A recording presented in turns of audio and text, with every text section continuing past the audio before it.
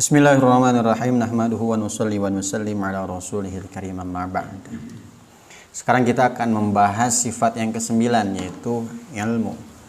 Cuman sebelum saya bahas ini, saya akan rangkum ulang penjelasan minggu kemarin mengenai iradahnya Allah Subhanahu wa taala. Kemarin pernah kita bahas tentang ridho. Ada perintah, ada ridho, ada iradah.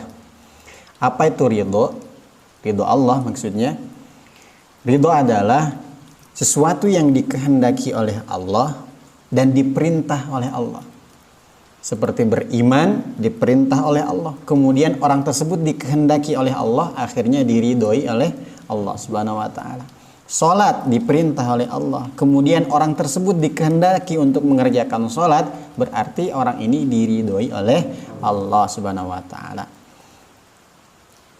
Diperintah oleh Allah Subhanahu wa taala tapi tidak dikehendaki, maka tidak menjadi ridho, justru malah menjadi azab.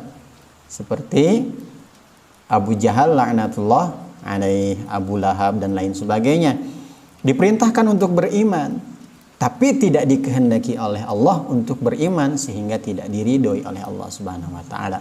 Mudah-mudahan kita termasuk orang yang diridhoi oleh Allah Subhanahu wa taala karena kita dikehendaki untuk mengamalkan semua perintahnya dan dikehendaki untuk menjauhi semua larangannya. Amin ya Allah ya rabbal alamin.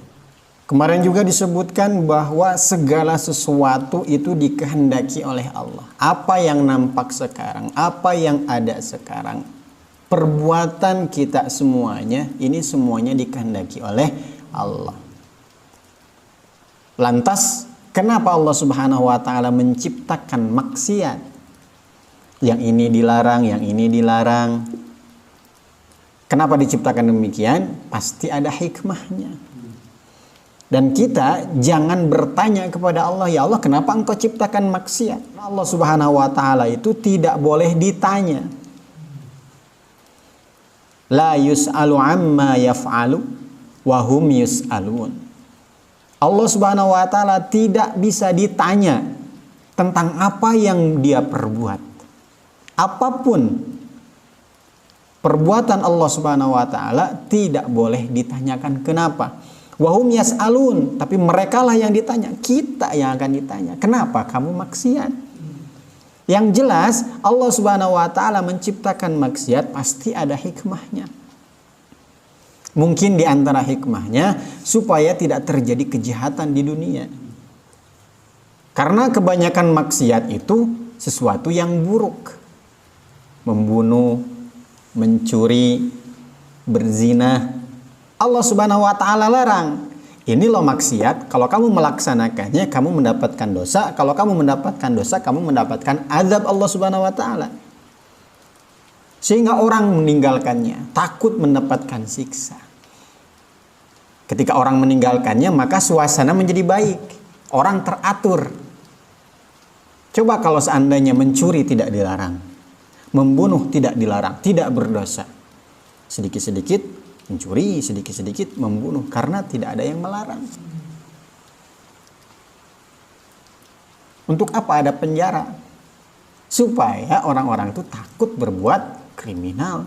Dan untuk apa maksiat akan dihukum? Salah satu hikmahnya supaya manusia ini tertib.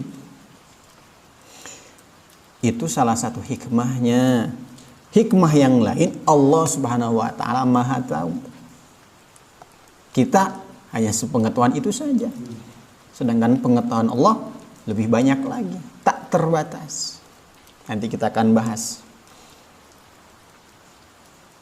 Jadi jangan tanyakan perbuatan Allah, tanyakan perbuatan kita. Kenapa kita bermaksiat? Dan itu pun akan ditanyakan oleh Allah nanti di akhirat.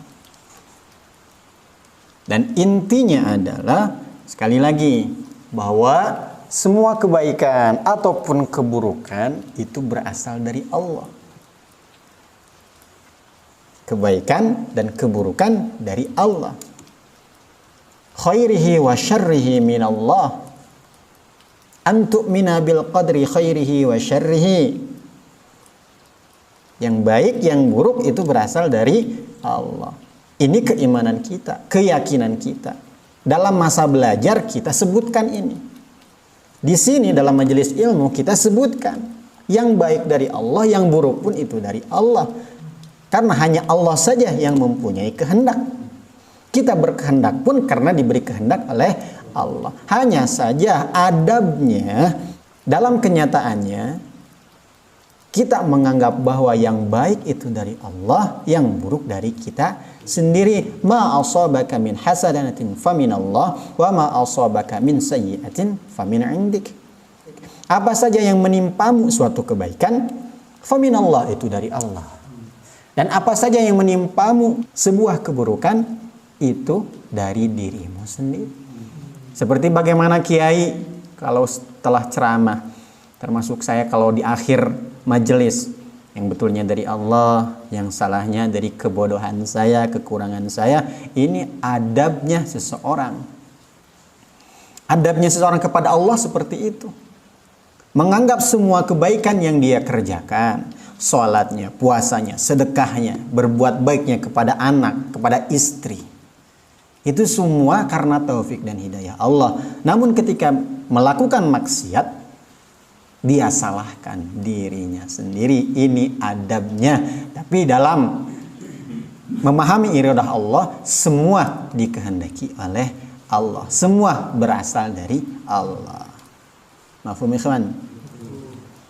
Jadi semua yang dikehendaki oleh Allah Subhanahu wa taala pasti terjadi, dan apa saja yang tidak dikehendaki oleh Allah tidak akan pernah terjadi. Masya Allah kan, wa ma lam yasha lam yakun. Bahkan satu titik embun pun itu terjadi karena kehendak Allah. Tidak ada yang terjadi karena dengan sendirinya. Mafhum ikhwan? Wallahu a'lam.